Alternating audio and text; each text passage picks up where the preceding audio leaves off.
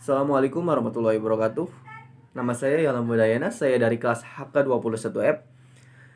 Di tugas bisnis kali ini, saya akan menjelaskan faktor-faktor produksi. Bisa dikatakan faktor-faktor produksi ini berhubungan dengan manajemen operasional atau sebuah kegiatan yang berhubungan dengan perencanaan, pergerakan, dan pengendalian aktivitas organisasi atau perusahaan dalam menghasilkan barang atau jasa yang berhubungan dengan proses pengolahan masukan atau yang disebut input menjadi pengeluaran yang disebut output agar memperoleh nilai tambahan yang lebih besar, dapatkan nilai yang lebih besar. Bisa dikatakan faktor-faktor produksi terdiri dari sumber daya alam, sumber daya manusia, faktor modal, faktor kewirausahaan, dan sumber daya informasi. Kita pertama akan membahas tentang sumber daya alam. Sumber daya alam bisa dikatakan sebagai sumber daya yang berasal dari alam itu sendiri, yang kita dapatkan dari Tuhan, yang didapatkan dari Tuhan itu sendiri. Kita mendapatkan sumber daya alam dengan cuma-cuma, tapi kita kebanyakan tidak bisa menjaganya. Yang kedua adalah sumber daya manusia.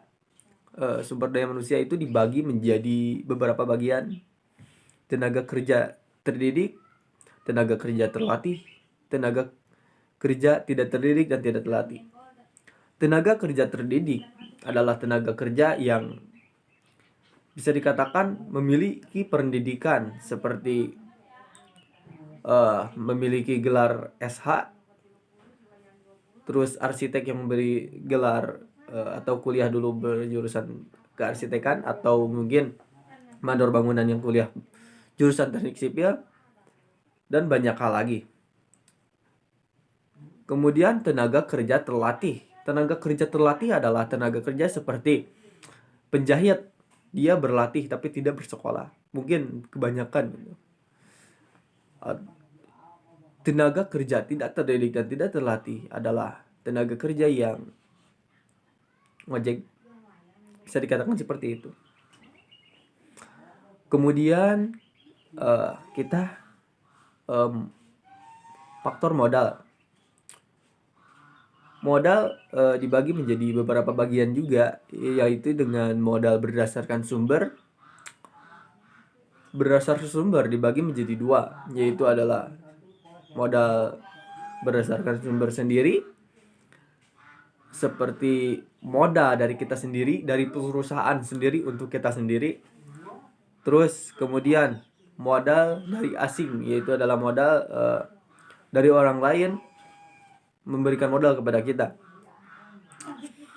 Modal berdasarkan sifatnya, modal tetap adalah modal yang bisa dipakai berulang-ulang.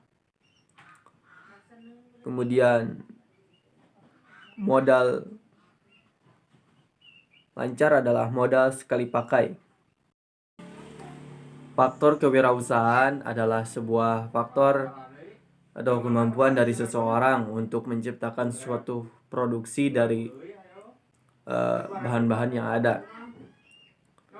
Kemudian sumber daya informasi bisa dikatakan adalah kemampuan juga dari seseorang, atau mungkin faktor-faktor dari pengetahuan, segala pengetahuan yang dimiliki oleh seseorang, pengetahuan yang dimiliki kewirausahaan juga berhubungan semuanya. Di sini sekian dari saya. Assalamualaikum warahmatullahi wabarakatuh.